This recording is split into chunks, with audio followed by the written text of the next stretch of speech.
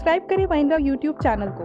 अगर आपने सब्सक्राइब कर रखा है तो नोटिफिकेशन बेल पर क्लिक करें ताकि आपको सारे वीडियोस का अलर्ट मिलता रहे। Thank you.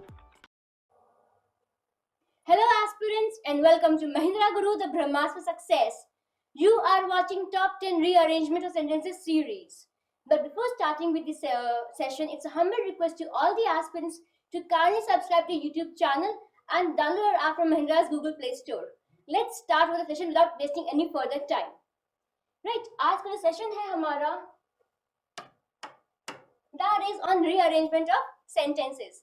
अगर हम SBI की बात करें, अब देख रहे हैं कि नोटिफिकेशन आ चुकी है और एग्जाम बिल्कुल लाइंड अप है, तो रीअरेंजमेंट एक ऐसा टॉपिक है जो नॉर्मली हर एग्जाम में पूछा ही जाता है। हर एक के पैटर्न वेरी कर सकते हैं, लेकिन जो एक मेथड होता है सॉल्व करने का वो कभी नहीं बदलता। तो हम लोग आज यही डिस्कस करते हैं कि कैसे हम लोग रीअरेंजमेंट ऑफ सेंटेंसेस को और इतना स्ट्रॉन्ग कर सकते हैं, क्या लॉजिक से बना सकते हैं कि गलतियां ना हो और एक बार में आंसर निकले। तो अगर हम पैटर्न की बात करें, जब आपको सेंटेंस दिया जाएगा या क्वेश्चन दिया जाएगा रीअरेंजमेंट ऑफ सेंटेंसेस पे, तो वो इस तरीके से होगा कि rearrange the following sentences A, B, C, D, E and F in the proper sequence to form a meaningful paragraph, then answer the questions given below. आप लोग काफी लोग जुड़ चुके हैं हमसे, देख रहे हैं 238 वॉचिंग भी है। Hello hello sir, everybody hello. चलिए हम लोग देखते हैं कि कैसे रीअरेंजमेंट सेंटेंस को सॉल्व किया जाता है। राइट, सब लोग बोल रहे हैं।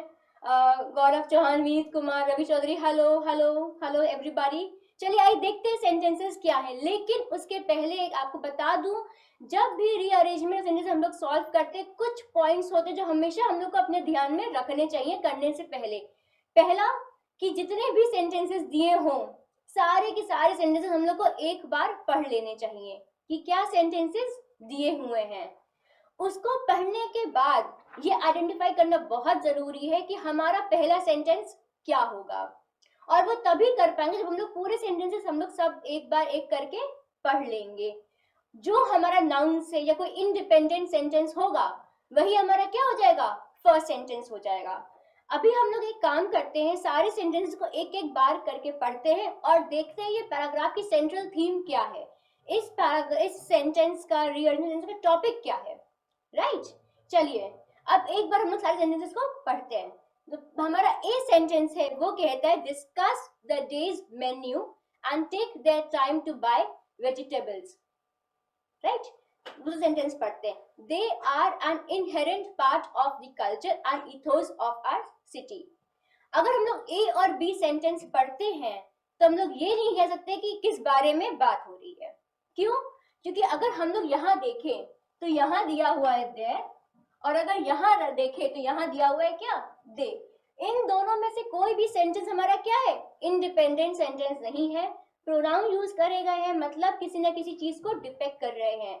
हम लोगों को अभी भी अपना फर्स्ट सेंटेंस क्या करना है, आइडेंटिफाई करना है। आंसर आना शुरू कर चुके हैं और बहुत लोगों ने तो आंसर बता दिए, बहुत अच्छी बात है। देखते हैं आपके सेंटेंसेस का जो रीअरेंजमेंट बना वो सही है कि नहीं सही है। चलिए, बहुत लोगों ने कहा कि सी इज द फर्स्ट सेंटेंस। चलिए देखते हैं सी फर्स्ट सेंटेंस है कि नहीं हमारा इस रीअरेंजमेंट ऑफ सेंटेंसेस के केस में। जो सी सेंटेंस है वो है our markets our traditional markets are intensely social places where people haggle. अच्छा, यहाँ पे हम लोग एक चीज देख सकते हैं कि हम लोग को ट्रेडिशनल मार्केट्स जो मिला है वो एक नाउन मिला है। एक लग रहा है कि इंडिपेंडेंट सेंटेंस हो सकता है, ये तभी होगा जब हम लोग बाकी के सेंटेंसेस पढ़ लेंगे। अब अगर हम लोग डी सेंटेंस पढ़ते हैं तो उसमें लिखा हुआ है our markets have the potential to be vibrant economic and cultural places. लेकिन यहाँ पे भी मार्केट्स दिया हुआ है, लेकिन यहाँ पे ट्रेडिशनल मार्केट की बात की जा चुकी है, तो ये इससे बेटर सेंटेंस है स्टार्टिंग के लिए। अगर अब हम लोग ई सेंटेंस देखें तो ई सेंटेंस कह रहा है all we need is the imagination and the political will. तो ये तो पढ़ते ही कह सकते हैं कि ये फर्स्ट सेंटेंस नहीं हो सकता है।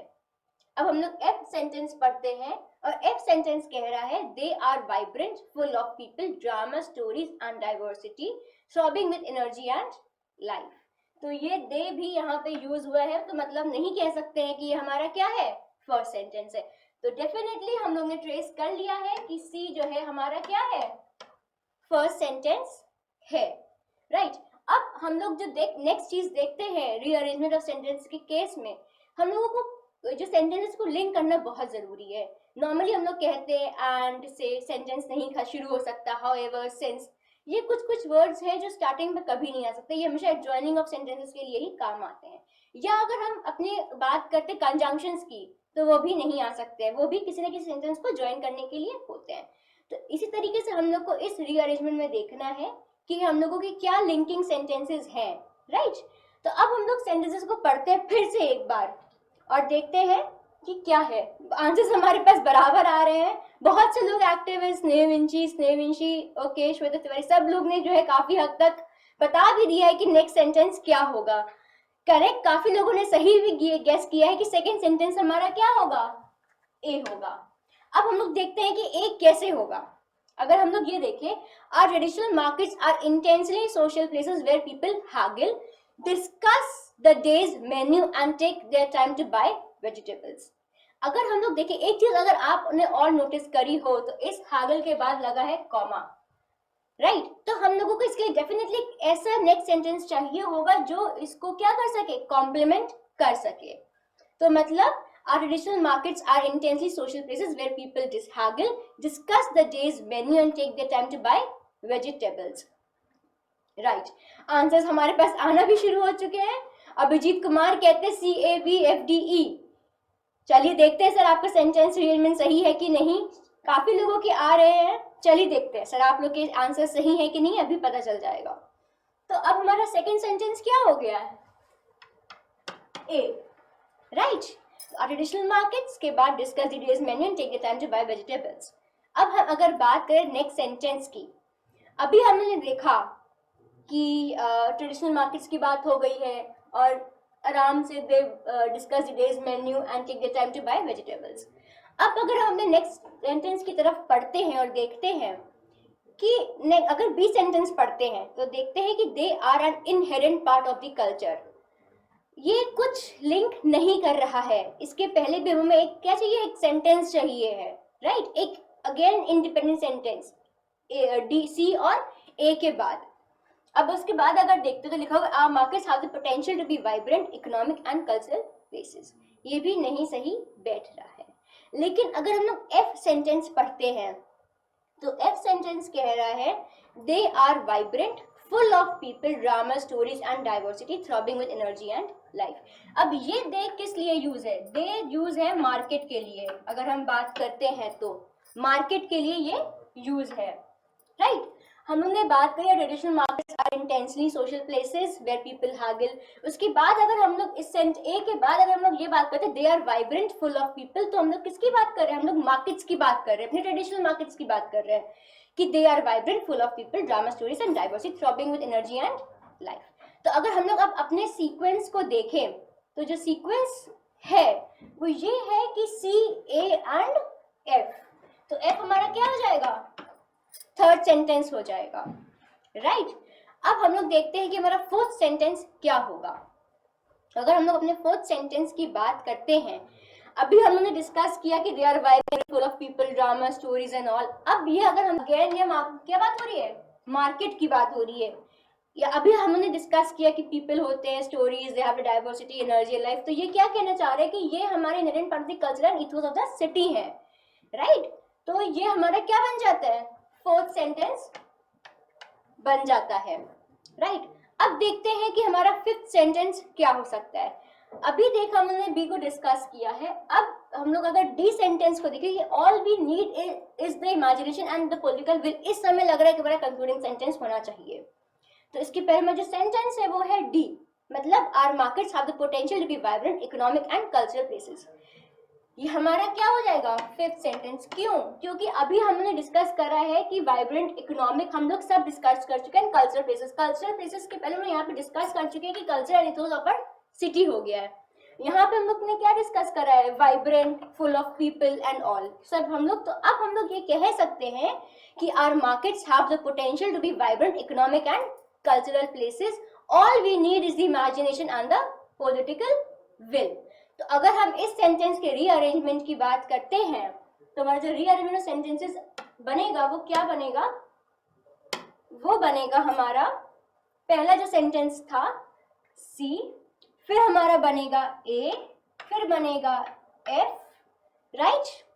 उसके बाद हम लोगों ने क्या डिस्कस किया था, B, D and E, right.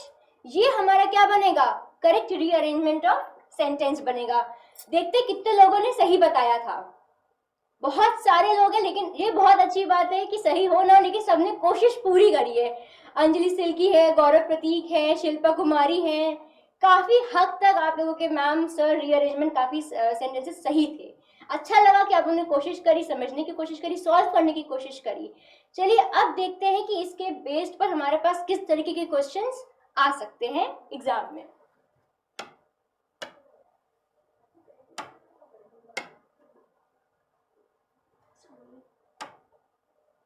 चलिए अब हमारे पास क्या है, फर्स्ट क्वेश्चन है, इसी रीअरेंजमेंट पर बेस्ड है। Which of the following would be the fourth sentence after rearrangement? अगर हमने जैसे रीअरेंजमेंट बनाया था उसकी बेसिस पे क्या होगा, हमारा बी ऑप्शन क्या होगा, फोर्थ सेंटेंस होगा आफ्टर रीअरेंजमेंट। अगर हम लोग नेक्स्ट क्वेश्चन की बात करते तो नेक्स्ट क्वेश्चन क्या है, फर्स्ट सेंटेंस आफ्टर रीअरेंजमेंट। अगर हम फर्स्ट सेंटेंस की बात करें तो बहुतों ने सॉल्व कर लिया है, तो कह सकते हैं कि फर्स्ट हमारा क्या है, answer C, that is answer is C option, right. चलिए अब नेक्स्ट क्वेश्चन देखते हैं। नेक्स्ट क्वेश्चन कहते हैं which of the following would be the third sentence after rearrangement. अगर हम थर्ड सेंटेंस की बात करें तो बनने के बाद क्या रहता है, एफ हमारा थर्ड सेंटेंस आ रहा था, तो हमारा आंसर क्या हो जाएगा, एफ, राइट। अब नेक्स्ट क्वेश्चन देखते हैं। नेक्स्ट क्वेश्चन है which of the following would be the last sentence after rearrangement. अगर हम लोग लास्ट सेंटेंस की बात करें तो हमारा जो ई था that was our concluding sentence, hence answer will be two, that is E. अगर हम लोग लास्ट क्वेश्चन की बात करें तो the last question says which of the following would be the fifth sentence after rearrangement. और fifth जो sentence था वो हमारा डी था, that is option fourth, right. हमारा करेक्ट रीअरेंजमेंट क्या बना था, फिर से रिपीट करते, हमारा जो करेक्ट रीअरेंजमेंट था that was C, A, F, B, D and E. तो ये था हमारा पहला क्वेश्चन रीअरेंजमेंट ऑफ सेंटेंसेस का। इसी तरीके से देखते हैं दूसरा सेंटेंस भी हमारे पास एक क्वेश्चन है, देखते हैं कितने लोग उस क्वेश्चन को सॉल्व कर पाते हैं। Here comes the second question, set of questions. अब देखते हैं हमारा क्वेश्चन क्या है, फिर से ट्राई करते हैं, देखते हैं कि कौन सही आंसर गेस कर पाता है। कोशिश करते रहिए and let's start. Rearrange the following sentences A, B, C, D and E in the proper sequence to form a meaningful paragraph, then answer the questions given below. देखते हैं अब हमारे पास फिर से, जैसे कि मैंने कहा था, हम लोग सारे सेंटेंसेस को एक बार जरूर पढ़ेंगे और समझेंगे कि इस क्वेश्चन में क्या है, क्या इस पैराग्राफ का क्या सेंट्रल थीम है और हमारा पहला सेंटेंस क्या हो सकता है, राइट। चलिए हम लोग पहले फिर से शुरू करते हैं और सारे सेंटेंसेस को एक एक करके पढ़ते हैं। पहला जो सेंटेंस है that is if they refuse to work in slums the problem will increase manifold. Okay, they लगा हुआ है, हम लोगों को इस चीज का ध्यान रखना है। जब भी हम लोग रीअरेंजमेंट सॉल्व करते हैं, स्टूडेंट्स या एस्पिरेंट्स सब लोग एक चीज बहुत ध्यान से, एक एक वर्ड का पढ़ना बहुत इंपॉर्टेंट है। एक एक वर्ड से आपके सीक्वेंस क्या हो सकते हैं, चेंज हो सकते हैं। तो it's very very important to get in the habit of reading and reading word by word, right. अब हम लोग देखते हैं सेकेंड सेंटेंस क्या कहता है। सेकेंड सेंटेंस कह रहा है considering the situation the work of waste pickers has gathered even more significance. अब अगर हम लोग इस सेंटेंस में देखें तो पहली चीज तो कंसिडरिंग लिखी हुई है और even more situation, considering situation, कौन सी सिचुएशन, अभी हम लोग को इस सिचुएशन के बारे में नहीं पता है, तो हमारा क्या इंडिपेंडेंट सेंटेंस हो सकता है, नहीं हो सकता है, राइट। अब देखते हैं कि नेक्स्ट सेंटेंस हमारा क्या कहता है। अगर हम लोग सी सेंटेंस पढ़ते हैं तो सी सेंटेंस कह रहा है the civic administration removed the garbage beans from different locations in slums to promote segregation. Segregation अगर हम बात करें तो एक तरीके से सेपरेशन होता है। segregation मतलब सेपरेशन, किसी चीज को किसी चीज से हटाना, अलग करना, right? The civic administration removed the garbage bins from the different locations in slums to promote segregation. ये एक तरीके से दिख रहा है कि इंडिपेंडेंट सेंटेंस हो सकता है, लेकिन ये है कि नहीं, ये पूरे सेंटेंसेस पढ़ने के बाद ही हम लोग डिसाइड कर पाएंगे, राइट। चलिए अब हम लोग एक बार डी सेंटेंस को पढ़ते हैं। अगर लोग डी सेंटेंस को पढ़ते तो लिखा हुआ है तो कुछ तो है कि इंडिपेंडेंट नहीं हो सकता, इसको कोई ना कोई लाइन इसके पहले सेंटेंस चाहिए ज्वाइन करने के लिए। अगर हम लोग ई सेंटेंस को पढ़ते तो ई सेंटेंस कह रहा है how ever slum dwellers still throw waste in the open which has aggravated the problem।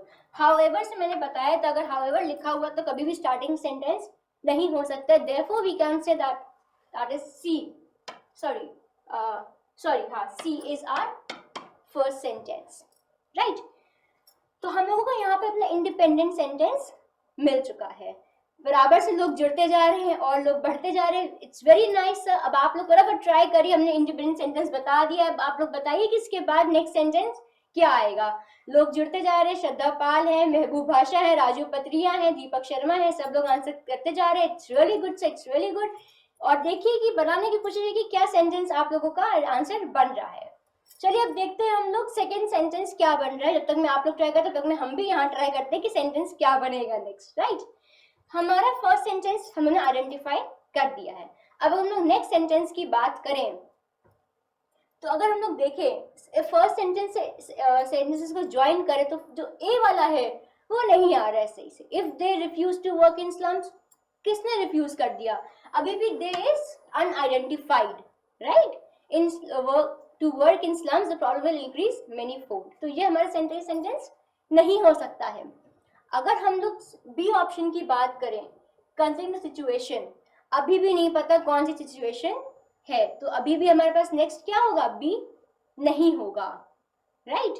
लेकिन अगर हम लोग ई सेंटेंस को पढ़ते ही कह सकते हैं कि ये सी और ई आपस में पेयर बना रहे हैं। और ये बहुत इंपॉर्टेंट है, जब भी आप लोग रीअरेंजमेंट सॉल्व करते हैं, इट्स वेरी वेरी इंपॉर्टेंट कि हम लोग सेंटेंसेस को पेयर बना के सॉल्व करें ताकि गलतियां कम होंगी, इनफैक्ट नहीं होंगी, राइट। तो चलिए देखते हैं, सी के बाद हमारे पास ऑप्शन ई है, वो पढ़ के देखते हैं क्या वो साथ में पेयर हो रहा है कि नहीं। सी कह रहा है the civic administration remove the garbage bins from different locations in slums to promote segregation. However, slum dwellers still throw waste in the open, which has aggravated the problem. Aggravated मतलब बढ़ाना, किसी चीज को बढ़ाना, प्रॉब्लम को और increase करना, किसी के लिए प्रॉब्लम को बढ़ा देना, राइट। तो अभी बोला गया कि सिविक एडमिनिस्ट्रेशन ने गार्बेज बिन्स रिमूव कर दिए स्लम एरिया से to separate them from the slums. लेकिन अभी भी स्लम ड्वेलर्स कुछ हैं जो अभी भी वेस्ट को क्या करते हैं? ओपन एरिया में थ्रो करते हैं और प्रॉब्लम को इंक्रीज करते हैं, राइट। तो हमारा ये आइडेंटिफाई हो गया कि हमारा ई क्या है? सेकेंड सेंटेंस है। अब हम लोग फिर से पढ़ें। अगर हम लोग देखें इफ दे, अभी भी देख रहे हैं कि दे का कोई भी पता नहीं है। लेकिन अगर हम लोग भी देखते हैं कंसिडरिंग द सिचुएशन, अब समझ में आ गई सिचुएशन की बात हो रही है कि जो स्लम ड्वेलर्स अभी भी बाहर फेंकते हैं, उस सिचुएशन की बात हो रही है, उस प्रॉब्लम की बात हो रही है। अब हम लोग अगर बी को देखें तो consider situation the work of waste pickers has gathered even more importance. अब यहाँ पे हम लोगों ने सिचुएशन की भी बात कर ली और क्या कर ली है? वेस्ट पिकर्स की भी बात कर ली है कि जब ये लोग बाहर फेंकते हैं तो वेस्ट पिकर्स के लिए भी क्या जाता है? काम बढ़ जाता है। Even they gain importance in this situation. तो हम लोग ने क्या कर लिया? तो अब हम लोग ये कह सकते हैं कि इस सेंटेंस को क्या सेंटेंस कॉम्प्लीमेंट कर रहा है? सेंटेंस बी कॉम्प्लीमेंट कर रहा है। तो हमारा थर्ड सेंटेंस क्या हो जाएगा? बी हो जाएगा। अब अगर हम लोग देखें कि नेक्स्ट सेंटेंस इसको कौन सा सेंटेंस कॉम्प्लीमेंट कर रहा है, अभी हम लोगों ने देखा कि सिचुएशन की बात हो रही थी, वेस्ट पिकर्स के लिए प्रॉब्लम हो जाएगी, उनके लिए it will be important for us, उनकी जरूरत के लिए कि वो लोग आए और कूड़ा उठा के फेंके। अब हम लोग क्या बात कर रहे हैं? डी की बात कर रहे हैं। अगर हम लोग नेक्स्ट सेंटेंस देखें तो बस दो सेंटेंस बच रहे हैं, एक ए बज रहा है और एक डी बच रहा है। लेकिन अगर हम लोग डी को देखें तो वो ज्यादा अप्रोप्रिएट है। This garbage has to be collected. जो ये लोग फेंकते हैं ओपन एरियाज में, this garbage has to be collected, ये segregated and dumped in trucks that carry waste to the outskirts, right. तो ये चीज है। अब अगर हम लोग लास्ट सेंटेंस की बात करें, अब यहाँ पे जाके दे का हम लोगों को पता चला है कि दे क्या है? वेस्ट पिकर्स है। ये क्या है? वेस्ट पिकर्स है। तो if they refuse to work in slums the problem will increase many fold. तो अब हम लोग ये कह सकते हैं कि जो डी सेंटेंस है वो हमारा फोर्थ है और जो ए सेंटेंस है वो हमारा क्या है? 5th सेंटेंस है। तो here comes the rearrangement of sentence has been solved। एक एक करके इट्स वेरी इंपॉर्टेंट कि एक एक सेंटेंस को आइडेंटिफाई करिए, पेयर करने की कोशिश करिए, तभी आपका रीअरेंजमेंट सही बनेगा और जल्दी बनेगा, राइट। तो अगर अब हम लोग रीअरेंजमेंट की बात करें, जो हमारा बना है वो क्या बना है? सबसे पहले हमारा सी है, फिर हमारा ई है, फिर हमारा बी है, फिर हमारा क्या है? डी है, और लास्ट में क्या है? ए है। तो the correct rearrangement is C, E, B, D and A, right. बहुत मेरे पास काफी ज्यादा कमेंट्स आए और आई थिंक काफी हद तक लोगों ने इसको सॉल्व भी कर लिया। It's really good. आप लोग इसी तरह से ट्राई करते रहिए, डेफिनेटली आंसर्स भी मिलते रहेंगे। शिवांगी रस्तोगी, अभिजीत कुमार, महबूब आशा, कृष्ण सुनू, काफी लोग ने आंसर्स करे हैं, राइट। तो इट्स रियली गुड कि आप लोग मेरे साथ जुड़े हुए हैं, देख रहे हैं। It's really great.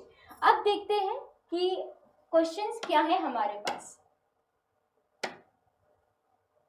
जो हमारा नेक्स्ट क्वेश्चन है वो फिर उसी पैटर्न पे है कि हमारे पास जो हमने सॉल्व किया है उसकी क्या क्या फर्स्ट, फोर्थ, फिफ्थ, सिक्स जो भी अरेंजमेंट है कैसे कैसे आंसर्स देने हैं, राइट। चलिए अब देखते हैं। अगर हम लोग बात करें which of the following would be the fourth sentence after rearrangement.